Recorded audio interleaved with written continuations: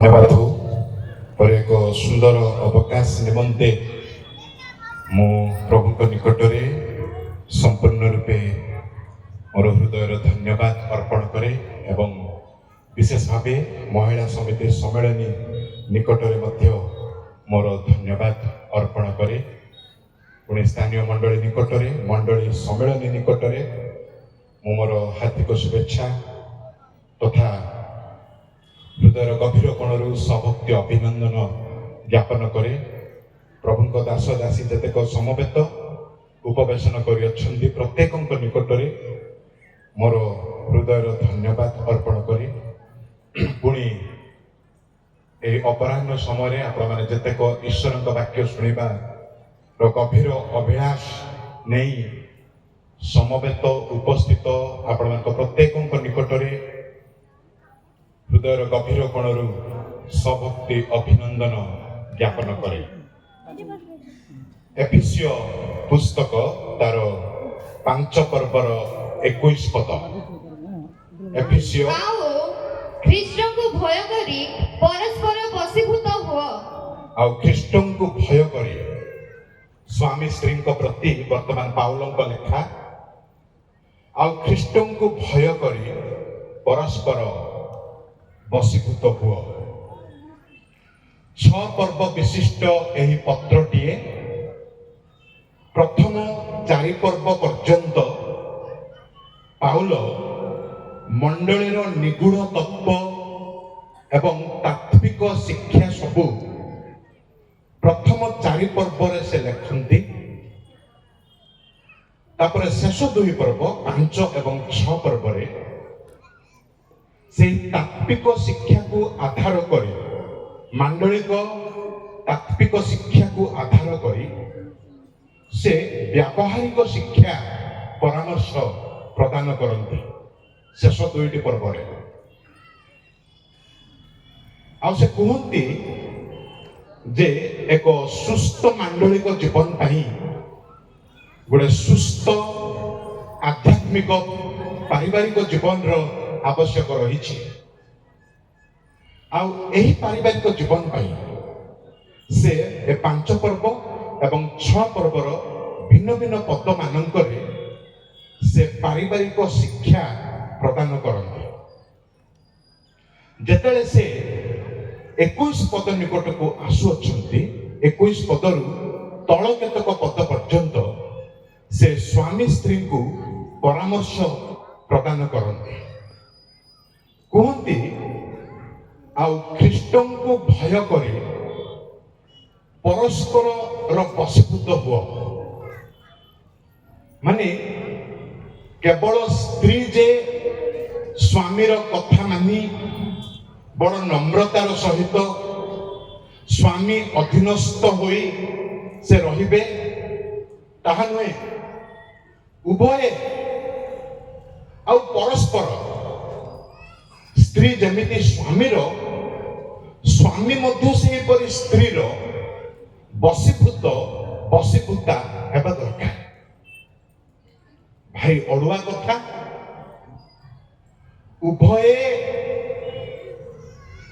बा आजिका समय रे उभय वशीभूत हेबे केमिते। आज जदि पारिवारिक समस्या मान आमे देखा पारुछु तो यही गोटे पदर शिक्षार अभाव हेतु अनेक पारिवारिक विशृंखला आ विच्छिन्न अवस्था आमे देखा पारुछु। उभय 2टी भिन्न भिन्न मस्तिष्क 2टी भिन्न भिन्न व्यक्तित्व सेमान चिंताधारा भिन्न भिन्न प्रकार विवाह रे से माने एक हुंती एकाठी रहिबा को प्रतिश्रुति दियंती तथापि सब बेले जीवन रो शेष संध्या पर्यंत स्वामी स्त्री रो एवं स्त्री स्वामी रो वशीभूता हेबे केमिति नम्र भावरे आज्ञाबह जीवन जापन परस्पर केमिति होई पारिबे। सबुठु पारिवारिक जटिलता होची सेठी रहूची तो स्वामी भाबुची जे मु परा अर्जन करी आणुची मु परा बीए पाठ पढ़ी अरे मो बैकग्राउंड तुम देखुन तुम सही श्रेणी रो परिवार तुम आसी आम ठारू तुम टिके न्यून मात्र तुम मो कथा शुणिबनी स्त्री हुए तो भाबुची कहूची देख मु केते यौतुक नहीं के आसी तुम ठारू परा मु अधिका स्मार्ट मु अधिका पाठ पढ़ी रूल रही तमे मस्तक मोर मात्र मु तम कथा मानिबा भली कोन हेई परिबो स्त्री रो जिद्दिया कोन होची ना मु मानि परिबे नाही तमरा स्वामी एकट भाबुची मु पर स्वामी मु पर मस्तक मु पर गृहर कर्ता आ मु केमिति तम अधीनस्थ हेई परिबे चलिब नहीं हब नहीं आज मध्य ज्ञानर विकसित समय रे ईश्वर वाक्यर चर्चा परिचर्चा प्राचुर्यता भितर आज मध्य गोटे परिवार संकटापन्न अवस्था रे गति करे एही विषय को आधार करे केमिति मु बसीभूत हेबी स्त्री एपट कहूची स्वामी सेपट कहूची मु होई परिबि नाही प्रिय बंधु एमिति जटिल समस्या पारिवारिक जीवन रे सुस्पष्ट अटे तार समाधान कौन हो पारे केमिति कौन कले जाई स्वामी स्त्री परस्पर बसीभूता होई परिबे उपाय कौन तार समाधान ईश्वर वाक्य कौन रही परस्पर बसीभूत हुओ आदेशटा ठीक अच्छी मानिबा किंतु भारी कष्टिया ईश्वर वाक्य मानि चली परस्पर बसीभूत हेबा केमिति कौन समाधान कौन से पंथा तीनोटी उत्तर हुए तो यही समय आम चर्चा करने को जीवा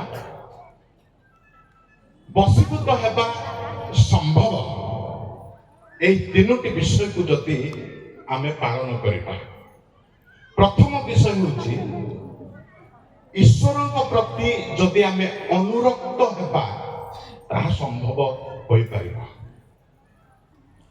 ईश्वर प्रति अनुरक्त भाव हृदय मध्य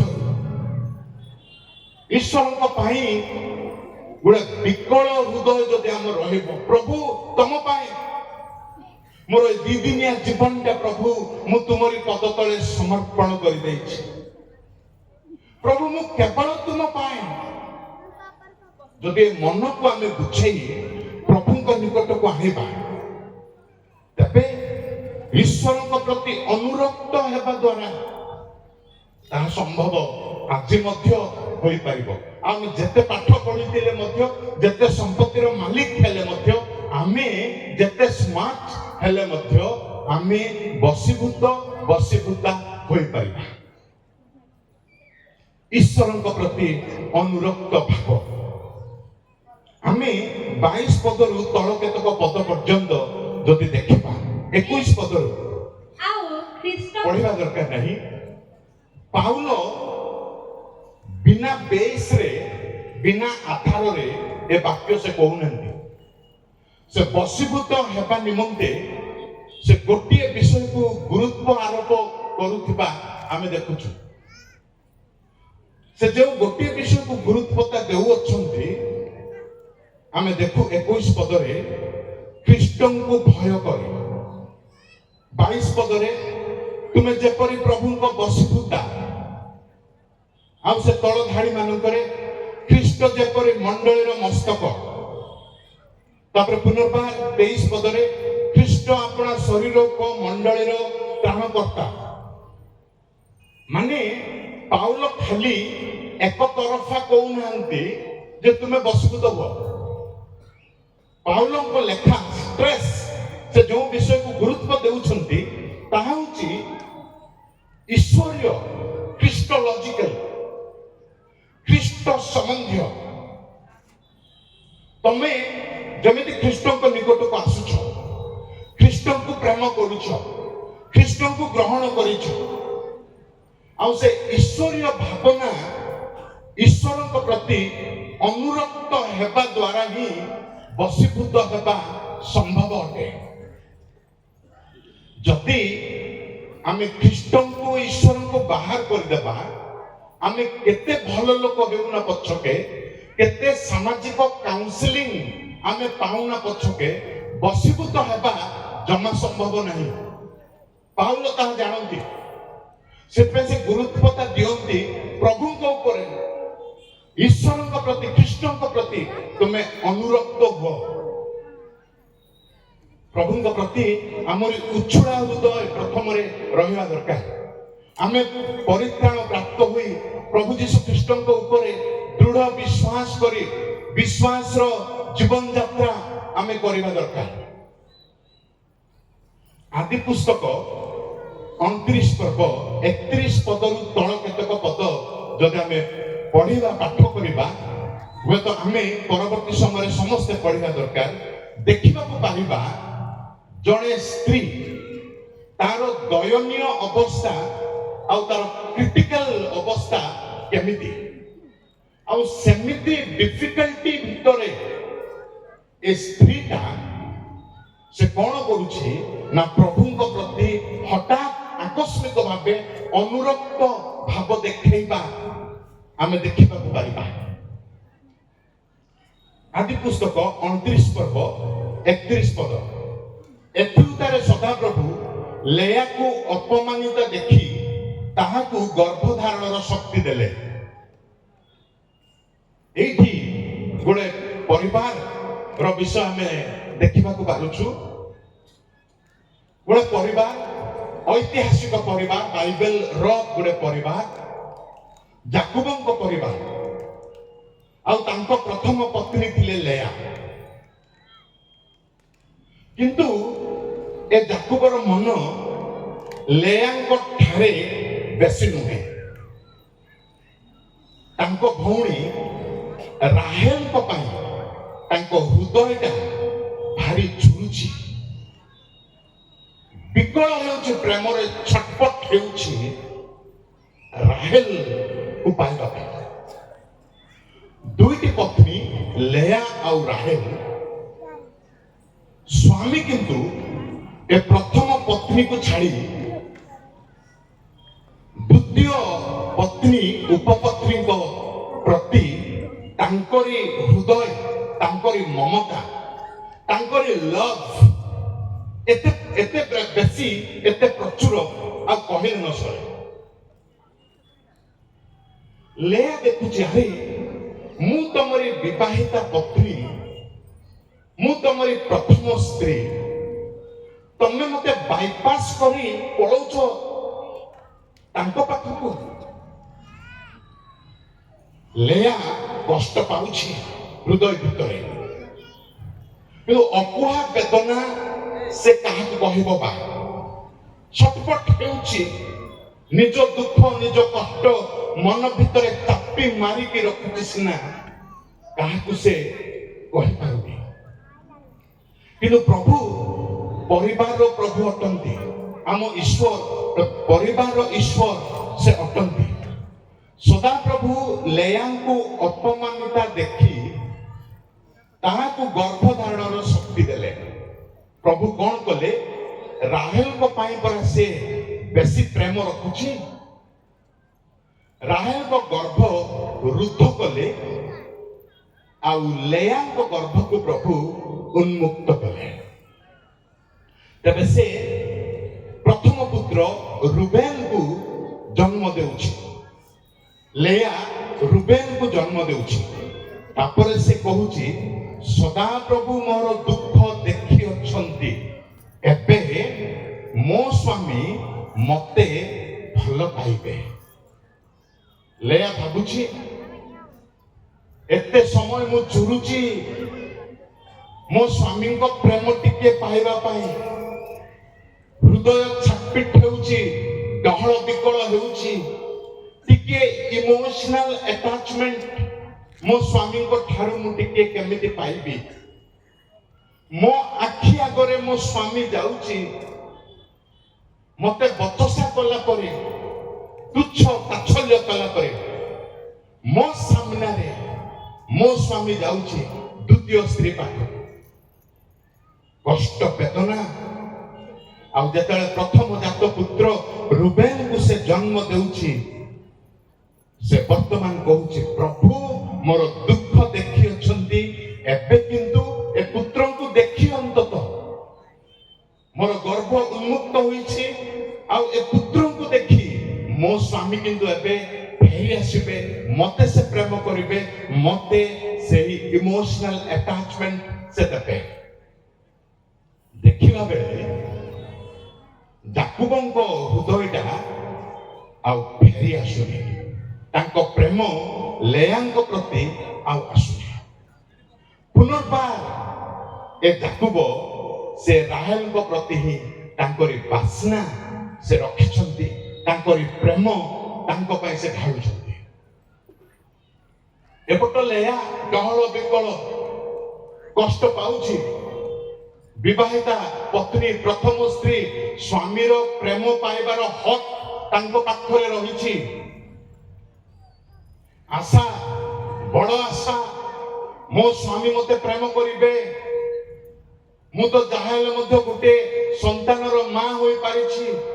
ସେପଟ ରାହେଲ ଦେଖିଲେ ବନ୍ଧ୍ୟା ଅବସ୍ଥା, ମୋରି ଗର୍ଭ ଉନ୍ମୁକ୍ତ, ମୋରି କୋଳ ପୂର୍ଣ୍ଣ, ଏବେ ମୋ ସ୍ୱାମୀ ନିଶ୍ଚିତ ହେବେ ଫେରିବେ, ମତେ ସେ ପ୍ରେମ କରିବେ। କିନ୍ତୁ ଏହି ଆଶାଟା ଆଶାରେ ରହିଯାଉଛି, ଟୁଟୁ ନାହିଁ। ଆଉ ସ୍ୱାମୀ ପୁନଃ ସେ ରାହେଲଙ୍କ ଆଡ଼କୁ। ତାପରେ ଦ୍ୱିତୀୟବାର ସେ ଆଉ ଗୋଟେ ପୁତ୍ରକୁ ପ୍ରସବ କଲେ ଲେୟା, ତାଙ୍କ ନାମ ସିମିଓନ। ଆଉ ସେ କହିଲେ ଏବେ ଯେହେତୁ ମୁଁ ଦ୍ୱିତୀୟ ସନ୍ତାନର ମା ହୋଇପାରିଛି, ଏ ଦ୍ୱିତୀୟ ପୁତ୍ରକୁ ଦେଖି ଅନ୍ତତଃ ମୋ ସ୍ୱାମୀ ଫେରିବ ପରେ। ତଥାପି ଯାକୁବ ତାଙ୍କ ପ୍ରତି ଆଉ ସେ ପ୍ରେମ ପ୍ରଦାନ କରିପାରୁନାହାନ୍ତି। ଅପେକ୍ଷାରେ ରହିଯାଉଛି, ଆଶା ଆଶାରେ ରହିଯାଉଛି, ହୃଦୟଟା ଝୁରୁଛି, କଷ୍ଟ ପାଉଛି, ବେଦନା ପାଉଛି, ସ୍ୱାମୀର ପ୍ରେମ ଟିକକ ପାଇବା ପାଇଁ। କିନ୍ତୁ ସ୍ୱାମୀ ପୁନଃ ଫେରି ଯାଉଛି ରାହେଲଙ୍କ ପାଖକୁ। ତୃତୀୟବାର ସେ ଆଉ ଗୋଟେ ପୁତ୍ର ପ୍ରସବ କଲେ। ଦେଖନ୍ତୁ ପରିସ୍ଥିତି କେତେ ସନ୍ଦିଗ୍ଧପୂର୍ଣ୍ଣ, କେଉଁ ଆଡ଼କୁ ମୋଡ଼ ଗତି କରୁଛି। ସେ ପୁନର୍ବାର ଆଉ ଗୋଟେ ପୁତ୍ର ପ୍ରସବ କଲେ, ତାଙ୍କ ନାମ ଲେବି। ବର୍ତ୍ତମାନ ସେ ଭାବୁଛନ୍ତି ଯେହେତୁ ତୃତୀୟ ପୁତ୍ରଙ୍କୁ ମୁଁ ଜନ୍ମ ଦେଇଛି, ଏବେ ମୋ ସ୍ୱାମୀ ସେ ମୋ ପ୍ରତି ଆସକ୍ତ ହେବେ, ଆଉ ନିଶ୍ଚିତ ହେବେ। ତଥାପି ଯାକୁବଙ୍କ ମନ ସେ ଦ୍ୱିତୀୟ ସ୍ତ୍ରୀଙ୍କ ଆଡ଼କୁ। ଅପେକ୍ଷା ବର୍ଷ ପରେ ବର୍ଷ, କିନ୍ତୁ ପ୍ରେମ ଟିକିଏ ସେ ପାଇପାରୁନାହାନ୍ତି। ଇମୋସନାଲ ଆଟାଚମେଣ୍ଟ, କଥାଭାଷାର ସମୟ, ସେ ଯାହା ଆଶା କରୁଛି ସ୍ୱାମୀ ମୋ ପାଖରେ ବସିବେ, ବାର୍ତ୍ତାଳାପ କରିବେ, ଡିସ୍କସନ କରିବେ, ମତେ ପ୍ରେମ ସୂଚକ କଥା କହିବେ, କିନ୍ତୁ ହେଇପାରୁନାହିଁ। ଆଶାରେ ରହୁଛି, ସମୟ ବିତି ଯାଉଛି। ସେ ପୁତ୍ର ପ୍ରସବ କରିବା ପରେ ଯାଉଛନ୍ତି, ତଥାପି ସ୍ୱାମୀ ଫେରୁନାହାନ୍ତି। ଲାଷ୍ଟରେ କିନ୍ତୁ ଗୋଟେ ଟର୍ଣ୍ଣିଂ ପଏଣ୍ଟ ଘଟୁଛି। ଚତୁର୍ଥ ବାର ସେ ଆଉ ଗୋଟେ ପୁତ୍ରଙ୍କୁ ଜନ୍ମ ଦେଲେ। ଆଉ ଏହି ପୁତ୍ର ଯେତେବେଳେ ଜନ୍ମ ହେଲେ, ସେ ବର୍ତ୍ତମାନ ମୁହଁ ମୋଡ଼ି ଦେଇ ସେ ପିଲାଙ୍କ ନାମ ରଖୁଛି ଜିହୁଦା। ଜିହୁଦାର ଅର୍ଥ ହଉଛି ସଦାପ୍ରଭୁଙ୍କ ସ୍ତବ। ଆଉ ସେ ପୂର୍ବ ପରି ନିଜ ସ୍ୱାମୀର ପ୍ରେମ ଆଡ଼କୁ, ସ୍ୱାମୀ ଆଡ଼କୁ, ସେ ଜାଗତିକ ପ୍ରେମ ଆଡ଼କୁ ତାର ମନ ସେ ଦେଉନାହିଁ। ଅପେକ୍ଷା କଲା ବର୍ଷ, ବର୍ତ୍ତମାନ ଯେତେବେଳେ ଚତୁର୍ଥ ବାର ଗୋଟେ ପୁତ୍ର ସନ୍ତାନକୁ ସେ ଜନ୍ମ ଦେଲା, ତାପରେ କିନ୍ତୁ ସେ ସମ୍ପୂର୍ଣ୍ଣ ଭାବରେ ଈଶ୍ୱରଙ୍କ ଆଡ଼କୁ ଆଉଜି ପଡୁଛନ୍ତି, ଈଶ୍ୱରଙ୍କ ପ୍ରତି ଅନୁରକ୍ତ ଭାବ ସେ ଦେଖାଉଛନ୍ତି। ଏବେ ଆଉ କେତେ ସେ ଜାଗତିକ ପ୍ରେମ ଆଉ କେତେ ଅପେକ୍ଷା କରିବେ, କେତେ ମୁଁ ବାଟ ଦେଖିବି, ମୋ ସ୍ୱାମୀ ସବୁବେଳେ ସେପଟ। ଏବେ କିନ୍ତୁ ପ୍ରଭୁଙ୍କର ଧନ୍ୟବାଦ ହେଉ, ପ୍ରଭୁଙ୍କର ସ୍ତବ ହେଉ, ପ୍ରଭୁଙ୍କ ପ୍ରେମ ଆଡ଼କୁ ମୁଁ, ପ୍ରଭୁଙ୍କ ପ୍ରତି ମୁଁ, ପ୍ରଭୁଙ୍କ ପାଇଁ ମୋର ହୃଦୟ ବର୍ତ୍ତମାନ ସମ୍ପୂର୍ଣ୍ଣ ରୂପେ ଅନୁରକ୍ତ ଭାବ ସେ ଦେଖାଉଛନ୍ତି। ତାପରେ ପ୍ରଭୁ ସଡନ୍ ସେଇଠି, ହ୍ୟୁମାନଲି ସ୍ପିକିଂ, ସଡନ୍ ସେଇଠି ପ୍ରଭୁ ଆଶୀର୍ବାଦ କରି ଜିହୁଦାଙ୍କ ପ୍ରତି ସେ ଆଶୀର୍ବାଦ ପ୍ରଭୁ ବର୍ତ୍ତାଉଛନ୍ତି। ମାଙ୍କର ଟର୍ଣ୍ଣିଂ ପଏଣ୍ଟ ପାଇଁ ପୁଅଙ୍କ ଉପରେ ସେ ଆଶୀର୍ବାଦ ଯେ ଶେଷରେ ଏ ଜିହୁଦା ବଂଶରେ ଯୀଶୁ ଜନ୍ମ ନେଉଛନ୍ତି। ଦେଖନ୍ତୁ, ଜଣେ ମା ଯିଏ ସବୁବେଳେ ଜାଗତିକ ଅଭିଳାଷ ପାଇଁ, ହୁଏତ ଜାଗତିକ ପ୍ରେମ ପାଇଁ ଛଟପଟ ହେଉଥିଲେ, ଆକସ୍ମିକ ଭାବରେ ଗୋଟେ ଟର୍ଣ୍ଣିଂ ପଏଣ୍ଟ ସେ ନେଲେ। ସେ ପ୍ରଭୁଙ୍କ ପ୍ରତି ଅନୁରକ୍ତ, ପ୍ରଭୁଙ୍କ ପ୍ରତି ସେ ପ୍ରେମ ଭାବନା ସେ ସୃଷ୍ଟି କଲେ। ପ୍ରିୟ ବନ୍ଧୁ, ସେତେବେଳେ ଯାଇ ସମ୍ଭବପର ହୋଇଥାଏ ଯେବେ ପ୍ରଭୁଙ୍କ ପ୍ରତି ଆମେ ଅନୁରକ୍ତ ଭାବ ଦେଖେଇବା, ଆମ ହୃଦୟ ପ୍ରଭୁଙ୍କ ଆଡ଼େ ସମ୍ପୂର୍ଣ୍ଣ ସମର୍ପଣ କରିଦେବା। ପ୍ରଭୁ ସେତେବେଳେ ଆମକୁ ଏହି ପ୍ରକାର ଆଶୀର୍ବାଦ କରିବେ, ଆମରି ପାରିବାରିକ ଜୀବନ ଗୋଟେ ସରସ ସୁନ୍ଦର ଆଶୀର୍ବାଦ ଭରା ପାରିବାରିକ ଜୀବନ ହୋଇପାରିଥାଏ। ଆଉ ବଶୀଭୂତ ହେବା ସେତେବେଳେ ସମ୍ଭବ ହୋଇଥାଏ। ବଶୀଭୂତ ହେବା, ସ୍ୱାମୀ ସ୍ତ୍ରୀର, ସ୍ତ୍ରୀ ସ୍ୱାମୀର ବଶୀଭୂତ ହେବା ନିଶ୍ଚିତ ଭାବେ ଗୋଟେ ବହୁତ ବଡ଼ ଟଫ୍ ସିଚୁଏସନ, ବହୁତ ବଡ଼ ସମସ୍ୟା ଆଜିକା ସମୟରେ। କିନ୍ତୁ ତଥାପି ତାହା ସମ୍ଭବ ଯଦି ଆମେ ପ୍ରଭୁଙ୍କ ପ୍ରତି ଅନୁରକ୍ତ ଭାବ ରଖିବା। ତେବେ ଏତେ କଷ୍ଟିଆ ବିଷୟ ମଧ୍ୟ ତାହା ଆମ ପାରିବାରିକ ଜୀବନରେ ସଫଳ ହୋଇପାରିବ, ଆଉ ଆମେ ବଶୀଭୂତା ହୋଇପାରିବା। ଆଜି ଆମେ ପ୍ରଭୁଙ୍କ ପାଇଁ ସେ ଅନୁରକ୍ତ ଭାବ, ସେ ପ୍ରେମର ମନୋଭାବନା, ପ୍ରଭୁଙ୍କ ପାଇଁ ସେ ଢଳା ହୃଦୟ, ସମର୍ପଣର ଜୀବନ ଆମର ରହିଛି କି ନା? ଜଗତର ଜାଗତିକତା ପଛେ ସବୁବେଳେ ମନ ଲାଖି ରହିଯାଇଛି। ପ୍ରଭୁଙ୍କ ଆଡ଼େ ଆମେ ଜୀବନ କାଟୁଛୁ ନା ଜଗତ ଆଡ଼େ ଆମର ଦୃଷ୍ଟି, ଆମର ଆକର୍ଷଣ? ସମ୍ଭବ ସେତେବେଳେ ଯେତେବେଳେ ଆମେ ପ୍ରଭୁଙ୍କ ପ୍ରତି ଅନୁରକ୍ତ ଭାବ ଦେଖେଇବା, ତେବେ ଯାଇ ବଶୀଭୂତ ହେବା ସମ୍ଭବପର ହୋଇପାରିବ। ଦ୍ୱିତୀୟ ବିଷୟ ଆମେ ଦେଖିବା, ପରିବାରର ଗଠନ ପ୍ରତି ଯଦି ଆମେ ମନ ଦେବା, ପରିବାରର ଗଠନ ପ୍ରତି ଯଦି ମନ ଦେବା, ତେବେ ବଶୀଭୂତ ହେବା ସମ୍ଭବପର ଅଟେ। ପରିବାରର ଗଠନ ପ୍ରତି ଆମେ ଯଦି ସ୍ୱାର୍ଥପର ହେବା, ସ୍ୱାର୍ଥାନ୍ତରେ ରହିବା, ନିଜ ବିଷୟକୁ ଆମେ ଲକ୍ଷ୍ୟ କରିବା, ତେବେ ହୁଏତ ବଶୀଭୂତ ହେବା ମୁସ୍କିଲ ବିଷୟ ହୋଇଯିବ।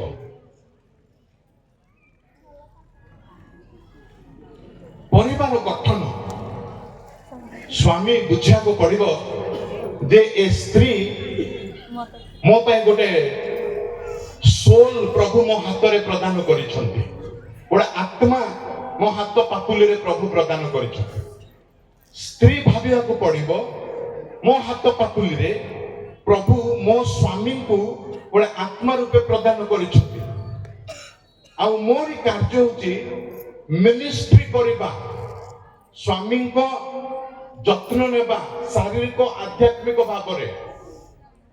ସ୍ତ୍ରୀ ଭାବିବା ଦରକାର, ସ୍ୱାମୀ ମଧ୍ୟ ସେପଟେ ଭାବିବା ଦରକାର, ଏ ସ୍ତ୍ରୀ ମୋ ପାଇଁ ଗୋଟେ ମିନିଷ୍ଟ୍ରି ଫିଲ୍ଡ କରି ମୁଁ ୟାର ସେବା କରିବି, ଶାରୀରିକ ଭାବରେ ଆଉ ଆଧ୍ୟାତ୍ମିକ ଭାବରେ। ଯେବେ ପରିବାରର ଗଠନ ବିଷୟ ଆମେ ମନରେ ରଖିବା, ପାରିବାରିକ ଗଠନ ବିଷୟ ଆମେ ରଖିବା, ତେବେ ଯାଇ ସମ୍ଭବ ହବ परस्पर बशीभूत हेबा। आम समस्तଙ୍କ स्वर्णमय पद होची हितोपदेश 14 पर्वर एक पद। ज्ञानवती स्त्री अपना गृह कौन करे गुंथई मात्र अज्ञान स्वहस्तरे ताहा भांगी पकाए। देखंतु गठन करबा लेडीज मान को प्रभु एमिति गोटे वरदान देइछंती सेମାନଙ୍କ परिवार को से गठन करि परिबे। जदि से माने चाहिबे नाही ईश्वर आड़े जीवे नाही आध्यात्मिक जीवन यापन करिबे नाही अज्ञान स्वहस्तरे भांगिबा न्याय परिवार को चुरमार करबा स्त्री मध्य ताहा करि पारे। बड़ विषय होची परिवार गठन। स्त्री भाविया दरकार जेते जहाँ परिस्थिति हो प्रतिकूल परिस्थिति हो अभाव आसु अनाटन आसु जहाँ मध्य आसु मो स्वामी को मु ठीक ठाक भावे आध्यात्मिक दिगरे मु गठन करिबे। तार भूल देखिबा खणी स्त्री जदि भाबिबो चिड़ी चिड़ी होई कहबो छी काहाकू मु विवाह होईछे जानि नथिली तमे एमिति बोली जदि जानि थांते कोन मु तुमको बाह होई थांती। जदि समिति भावना जो स्वामी कहबा गोटा मु जानि कि तमे केउ श्रेणी रो केउ परिवार केउ बैकग्राउंड रो झियो तमे विवाह पूर्व भारी भद्रामी सुचरित्रवान पर देखा देलो एबे देखिया बेले एते बड़ा समस्या तुमे करूछ। मु जालरे पड़ी मु नष्ट भ्रष्ट होउछि तम पई परा तम आसीबा दिन ठारू घरे कोन शांति अछि आशीर्वाद अछि। ताहा जदि स्वामी कहबो स्त्री को स्त्री जदि स्वामी को पई चिड़ी चिड़ी होउतबो सब बेले विचार विचार कथाबार्ता करी टेंशन टेंशन पर टेंशन जदि स्त्री आनिबो स्वामी को पई कौन सी प्रकार बशीभूत हेबा संभव नुहे। दुख कष्ट यातना समस्या भितरे स्त्री भाविबा दरकार जे मो स्वामी को मु केमिति गठन करिबे आ स्वामी भाविबा दरकार मो स्त्री को मु केमिति गठन करिबे। प्रभु मो जीवन रे मो हाथ पातुली रे ए आत्मा देइछन्ते मु केमिति आध्यात्मिक सेवा करिबे गठन करिबे। आपण माने सकाळे सुनुथिले आमे समस्त सुनिलु बेत्सेबांग विषय आ बेत्सेबा रो मेंटालिटी होउची गठन करिबा परिवार गठन करिबा रो मेंटालिटी।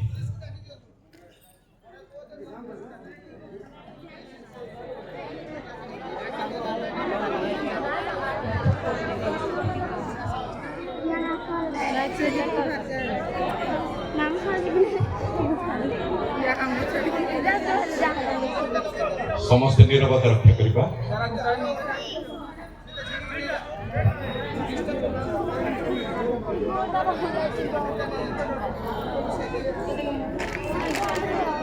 बेत्सेबांग कथा आमे सकाळे आमे सुनुथिलु तांको पाखरे परिवार गठन करिवार गोटे मेंटालिटी आमे लक्ष्य करिबा को पारुछु आ ताहा बेसी चमत्कार। बेत्सेबा निरीह भावरे जणे पीड़िता हितीय स्त्री जणे विजातिनी से प्रभु विश्वास नथिले इस्राएल गोष्ठी नथिले जणे विजातिनी पुणी निरीह भावे जणे पीड़िता ताकू किडनैप करी निया जाइथिला आ व्यभिचार दोष तांको ऊपर बोला जाइथिला जणे पीड़िता। किंतु जेतेले परिवार गठन हेउछि तांकर तापर किंतु से कंस्ट्रक्टिव मेंटालिटी गठन करिबा मेंटालिटी रे से परिवार को गठन करि चालिछि। केमिति ताहा आमे हितोपदेश 31 पर्व जहाँ पाठ करू से बेत्सेबा तांको गेलर पुओ लेमुएल जे कि सोलोमन तांकू से समस्त बाणी से कहिथिले आ भारी आश्चर्य कथा गोटिए जे बेत्सेबा सोलोमन लेमुएल को कहती अरे लेमुएल सोलोमन पुओरे तू टिके सुन जे देख तू कहारो पुओ जानिछु ना तो बापा दाऊद राजा माने ईश्वर मनर मत व्यक्ति आउ एते बड़ सिंहासन रे तुमे बसिबा को जाउछ आ मु रानी तो बापा राजा परवर्ती राजा तमे हेबा को जाउछ किंतु सुन तुमे जहा को विवाह हब ना रानी माने रानी पर ही थेबा को पड़िबो केमिति दाऊद को सिंहासन रे तुमे नेक्स्ट राजा हेबा को जाउछ रानी कोन गोटे साधारण लोक को तुमे विवाह करिबो चलिबो ना जहा को आनिबो संपूर्ण 100% ब्यूटी संपूर्ण सुंदर आ सुंदर जीवन को तुमे विवाह हेबा को पड़िबो ना ता से कहउछन्ते कि तुमे राजा तुमर रानी जने आसीबे तुमे कहा को बाछिबो मोर मन पाइबा परी जने सुंदर युवती कंप्लीटली ब्यूटीफुल जो को तुमे बाछिबा को पड़िबो हैला मन रे रख सेमिति कहू नांती बहु करी भी जन को जी की गुणवती रहिबा को पड़िबो आ से पुओ को कहउछंती गुणवती स्त्री किए पाई पारे सोलोमन को विवाह पूर्वरु सोलोमन को मां कहउछि मोर एमिति गुटे बहु दरकार एमिति गुटे बहु आसीबा दरकार एमिति गुटे रानी बनिबा दरकार सिए ब्यूटीफुल ताहानु मोर सिलेक्शन मोर चॉइस होछि ताहानु ब्यूटी ताहानु गुणवती स्त्री किए पाई पारे मुक्ता ठारू तार मूल्य अधिक मुक्ता संस्थार मिली जीवो किंतु गुणवती स्त्री पाइबा बहुत मुश्किल एमिति बहु मते दरकार खोजी खोजी बाछी बाछी तमे विवाह हेबा को पड़िबो गुणवती स्त्री एमिति गठन रो चिंताधारा तांकरी देखंतु बेतसेबार गठन प्रक्रिया गठन रो चिंता आ से कहते लावण्य प्रवंचना जनक परा सौंदर्य मत असार जड़े राणी तांको स्वामी एक्टिवली सिटिंग किंग तांको पुत्र युवा पुत्र को तांको विवाह पूर्व से कहउछंती तमे सुंदर पछरे जाई तमे झियो को बाछिबो नहीं खाली सुंदर ना गुणवती स्त्री दरकार से भागुची परिवार रो गठन परिवार रो भविष्य परिवार रो मूल्य कौन आ से परिवार रो गठन प्रति जदि मनटा आमर रहिछि कष्ट हेले मध्य समस्या हेले मध्य आमे बसीभूता होई परिबा जदि स्वार्थपर मन जदि जटिल सांसारिक मन जागतिक मन पोषण करिबा तबे बसीभूता कौन सी प्रकार होई परिबा नहीं परस्पर बसीभूत हेबा पई प्रथम विषय होची ईश्वर को प्रति अनुरक्त हेबा दरकार द्वितीय विषय होची परिवार गठन प्रति मन देबा दरकार आ तृतीय विषय होची अन्य को निज ठारू श्रेष्ठ मने करिबा दरकार स्वामी स्त्री को ता ठारू से बेसी श्रेष्ठ बोली भाबिबा दरकार आ स्त्री मत से या स्वामी को मो ठारू निज ठारू से श्रेष्ठ अन्य को निज ठारू श्रेष्ठ भाबिबा निहाती दरकार हेले जाई बसीभूता संभवपर जदि छुटिया दुर्बलता स्वामी स्त्री रो देखिबो आउ से बिगड़ी जीवो आउ से राग क्रोध करी हैरान हरकत करबा को जीवो अरे सबु बेले तुम पाखरे अभ्यास रहिला एमिति कुगुण रहिला छी दरकार नहीं स्त्री मध्य कहिबो अरे तुम पाखरे एमिति गुडा बदगुण रहिछि खराब विषय तुमर दरकार नहीं जदि सेमिति भाबिबो लो ग्रेड चिंताधारा जदि आमे करिबा लो ग्रेड बोली आमे भाबिबा स्वामी स्त्री को भाबिबो गोटे नीच प्रकृति स्त्री भाबिबो स्वामी को अरे गोटे नीच श्रेणीर लो ग्रेड जदि आमे भाबिबा बसीभूत कौन प्रकार संभव नुहे बसीभूता संभव करो जबे अन्य को निज ठारू श्रेष्ठ बोली भाबिबा आमे फिलिपियो 2 पर्वर 3 पदरे ठीक सही परामर्श एक्जाक्टली आमे देखिबा को पारुछु स्वार्थपरता अबा असार गर्व हेतु किछि कर नाही बरं नम्र चित्त होई प्रत्येक अन्य को आपणा ठारू श्रेष्ठ मने कर आज आम पारिवारिक स्थिति केमिति अछि आम परिवार परिस्थिति परिवेश केमिति अछि स्वामी कोन स्त्री को निज ठारू श्रेष्ठ भाबी पारुछि ना स्त्री स्वामी को निज ठारू श्रेष्ठ भाबी पारुछि अन्य को निज ठारू श्रेष्ठ भाबिबा द्वारा परस्पर वशीभूत हेबा संभव कर अटे बाइबल मध्यरे अति परिचित घटना गोटाए आमे सुसमाचार पुस्तक मानकरे लक्ष्य करबा को पारुछु मरियम आ जोसेफ संपर्के आमे समस्त जानिछु सेमाने गोटे एमिति परिवार पारिवारिक जीवन यापन करथिले क्रिसमस रो निकटतर दंपति ए मरियम एवं जोसेफ सेमानक पाखरे एही क्वालिटी आमे लक्ष्य करबा पारुछु अन्य को निज ठारू श्रेष्ठ भाबिबा केमिति हठात मरियम से गर्भवती हेले जोसेफ पूरा छानिया ताटका अरे एक कथा केते भलो झियो बोली भाबी मु जने धार्मिक पुरुष हला मु जने धार्मिक पुरुष केते भलो झियो बोली भाबी तम सहित विवाह निर्बंध मु कली तमे विश्वास रे विष देल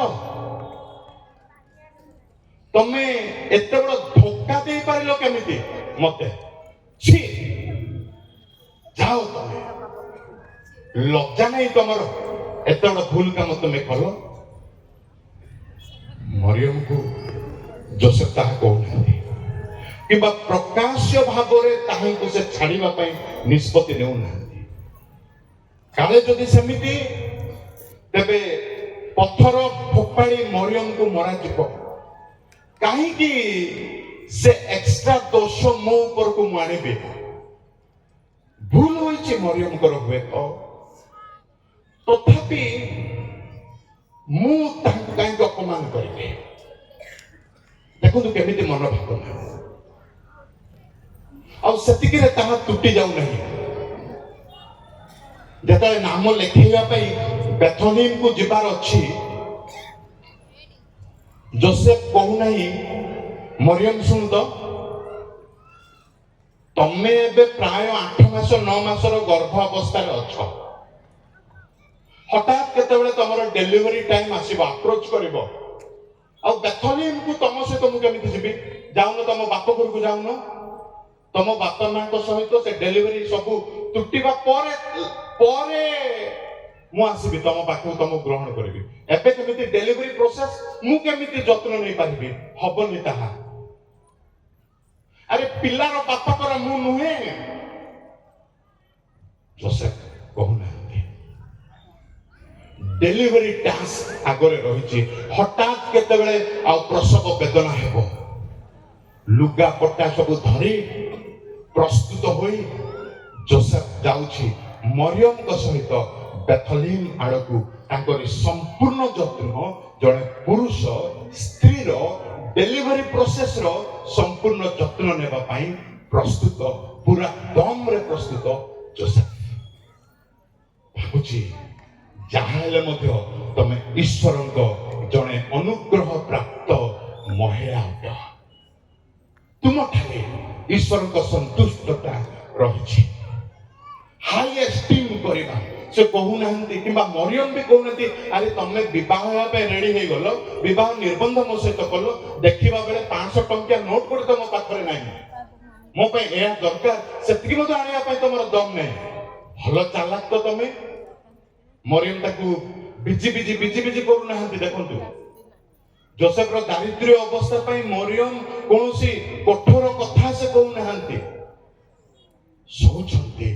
ଆଉ ମରିୟମ ଜାଣୁଛନ୍ତି ଯେ ଶିଶୁ ଯୀଶୁଙ୍କ ଯତ୍ନ ପୁଣି ତାଙ୍କୁ ଲାଳନ ପାଳନ କରି ବଢେଇବା ପାଇଁ ଯୋସେଫ ଜଣେ ନିରୂପିତ ବ୍ୟକ୍ତି, ଧାର୍ମିକ ବ୍ୟକ୍ତି। ଆମେ ଛୋଟିଆ ଭୁଲ ଦେଖିଦେଲେ 100ଟା ଗାଳି ଆମେ କରିଦେଉ, ସ୍ୱାମୀ ମାନେ ସ୍ତ୍ରୀଙ୍କ ପ୍ରତି, ସ୍ତ୍ରୀ ମାନେ ସ୍ୱାମୀଙ୍କ ପ୍ରତି। ଛୋଟିଆ ଭୁଲ ଦେଖିଦେଲେ ସେ ଭୁଲ ଭିତରେ ଗୋଟେ ଭଲ ଗୁଣ ଅଛି ତାଙ୍କ ପାଖରେ, ତାହା ଆମେ ଦେଖିବା ପାଇଁ ପ୍ରସ୍ତୁତ ନୁହଁ। ପରିବାର କେମିତି ସଜ୍ଜିତ ହୋଇପାରିବ, କେମିତି ଆଗକୁ ଚାଲିପାରିବ, କେମିତି ବଶୀଭୂତ ଆମେ ହୋଇପାରିବା ଯଦି ଭୁଲକୁ ଦେଖି ଆମେ ଆଉ ବିଗାଡ଼ି ଯିବା, ରାଗ କ୍ରୋଧ କରିବା, ଗାଳି ଭର୍ସନା କରିବା, ଲୋ ଗ୍ରେଡ୍ ବୋଲି ଭାବିବା, ତଳ ଶ୍ରେଣୀର ତମେ। ଏତେ ଭୁଲ ଥିଲେ ମଧ୍ୟ ଭାବିବା ଦରକାର ପ୍ରଭୁ ମୋ ହାତ ପାପୁଲିରେ ଗୋଟେ ଆତ୍ମାଙ୍କୁ ଦେଇଛନ୍ତି, ତାଙ୍କ ଗଠନ କରିବା ଦାୟିତ୍ୱ ମୋର, ଆଧ୍ୟାତ୍ମିକ ଭାବେ, ଶାରୀରିକ ଭାବେ। ଆଜିର ସମାଜ, ଆଜିର ପରିବାର ସେଇ ପଦକ୍ଷେପ ଆମେ ନେଇପାରୁଛୁ ପାରିବାରିକ ଭାବରେ। ସ୍ତ୍ରୀ ମାନେ ସେମାନଙ୍କ ଆଉ ପ୍ରଭୁଙ୍କ ଦାନ ସେମାନଙ୍କ ଉପରେ ଅଜସ୍ର ମାତ୍ରାରେ।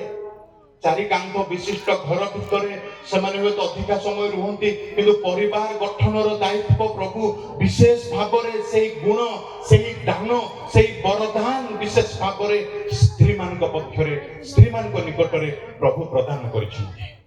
ପ୍ରଭୁଙ୍କୁ ଭୟ କରି, ପ୍ରଭୁଙ୍କୁ ଲକ୍ଷ୍ୟ କରି, ପ୍ରାର୍ଥନାର ସହିତ ଜୀବନ ଯାପନ କାଟି ପରିବାରକୁ ମୁଁ ଗଠନ କରିବି।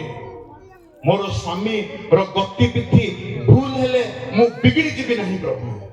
ପ୍ରେମର ସହିତ, ଭକ୍ତି ଭାବର ସହିତ ମୁଁ ତାଙ୍କୁ ସଂଶୋଧନ କରିବି। ପ୍ରାର୍ଥନାର ସହିତ ପ୍ରଭୁ ମୁଁ ତାଙ୍କ ସହିତ ବସି ଆଲୋଚନା କରିବି। ଆକ୍ଷେପମୂଳକ କଥାଭାଷା, ଉତ୍କୃଷ୍ଟ କଥାଭାଷା ଆମେ କରିବା ଦରକାର ନୁହଁ।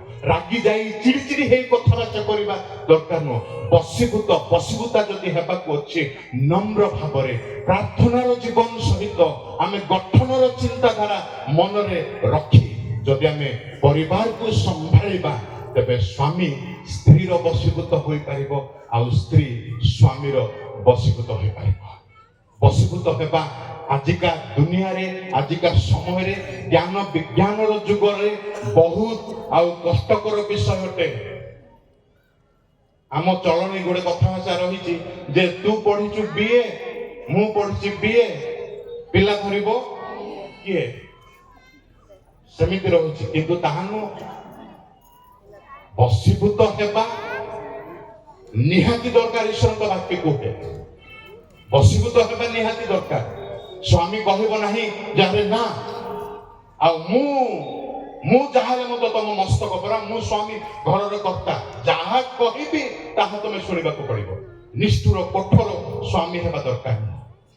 କିମ୍ବା ସ୍ତ୍ରୀ ଭାବିବା ଦରକାର ନୁହଁ ଯେ ମୁଁ ପରା ଏତେ ଟ୍ୟାଲେଣ୍ଟେଡ, ତମ ଠାରୁ ଟ୍ୟାଲେଣ୍ଟେଡ ମୁଁ, ମୋର ପାରିବାରିକ ବ୍ୟାକଗ୍ରାଉଣ୍ଡ ତମ ଠାରୁ କେତେ ବେଶୀ ଉଚ୍ଚରେ ଅଛି, ମୁଁ ଯାହା କହିବି ତାହା ହବ। ସେମିତି ମନୋଭାବନା ଧରିଲେ ବଶୀଭୂତ ହେବା ସମ୍ପୂର୍ଣ୍ଣ ଅସମ୍ଭବ।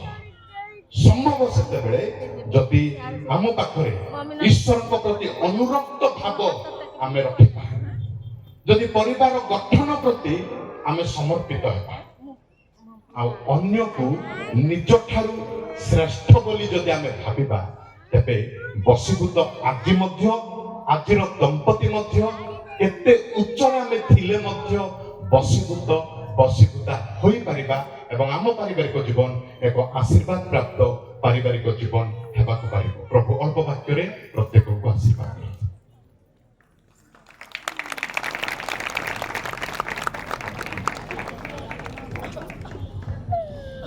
विशेष करी प्रभु दास को पाणी महाशय को महिला समिति तरफ कृतज्ञता ज्ञापन करे।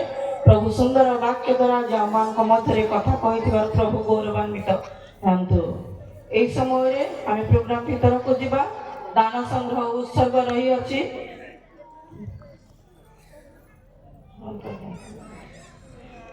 प्रत्येक मंडलीर महिला समितिर सभानेत्री माँ माने उठिबे माँ मानक पटे दान संग्रह करिवे +2 पढुथिबा झियो माने मध्ये उठिबे दान संग्रह रे सहाय्य करिवे बापा मानक पटे +2 पढुथिबा युवक माने उठिबे प्रत्येकक पाखकु जांतु दान संग्रह करिबारे सहाय्य करंतु लकी बाबू आसीबे गीत गान करिवे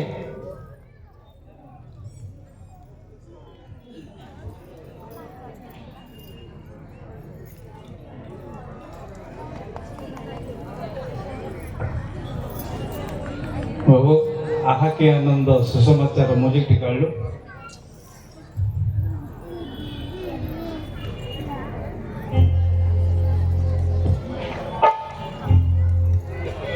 आहा के आनंद सुसमाचार